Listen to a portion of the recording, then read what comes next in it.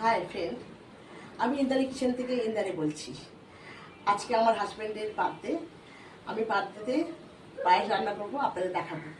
আমার হাজব্যান্ড ঠাকুরের কৃপায় ভালো আছে এবং আপনাদের ভালোবাসায় অনেকটা সুস্থ হয়ে গেছে। আপনি আমার হাজব্যান্ডকে দেখাবো। নমস্কার। বলো। আমার হাজব্যান্ড